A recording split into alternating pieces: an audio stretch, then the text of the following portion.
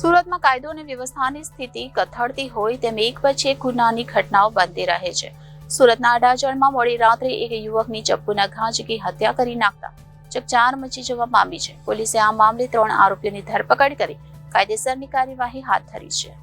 Adajan police પાસેથી મળતી વિગત પ્રમાણે અડાજણ પાલનપુર રોડ પર આવેલા ગંગાનગરમાં રહેતો અને મૂળ ઓરિસ્સાનો વતની જીતુ કાલિયા પ્રધાન પુત્ર અડાજણના હની પાર્ક રોડ પર ચાઇનીઝ ફૂડની લારી ચલાવતો હતો.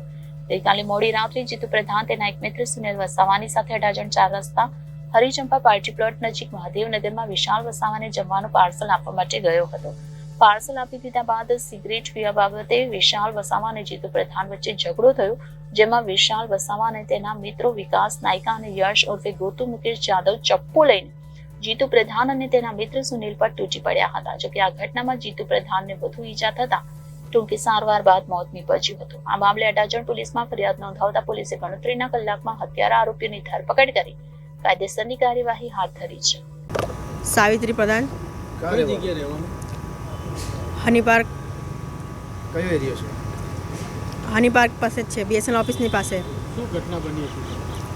એ હરિજમામાં પાર્સલ આપવા ગયેલા હતા ને ત્યાં કંઈ પેલું ખબર નહીં કોઈ મળ્યું તે લોકો કંઈ બોલાબોલી થયા. એમાં સામેવાળા બધા છોકરાઓ બધા પીને કંઈ બોલાબોલી ક્યારે તે પછી એમાં ઝઘડો થયો. ઝઘડો થઈને પાછો આવતા હતા અને પાછા ખબર નહીં રસ્તામાં મળ્યા કે શું, એમાં એ લોકો વધારે મારામારી કરી અને પેટમાં 4 ઘાવ મારેલા છે અને એક હાથમાં ઘાવ મારેલું છે.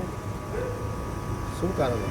હવે એ કારણ ખબર નહીં. હવે એ લોકો હું બોલાબોલી કરેલા છે નહીં ખબર. શું નામ? નામ તો મેં કોઈ દિવસ ખબર જ નહીં આવે કે લોકો. મરવાવાળાનું નામ શું છે? મારા હસબન્ડનું નામનું જીતુ પ્રધાન હતું. કેટલા છોકરા? છોકરા કેટલા છે? કોઈ છે નહીં, હું છું. અમે મેં મારા હસબન્ડ 2 જણા. કોણ નોકરી કરતો?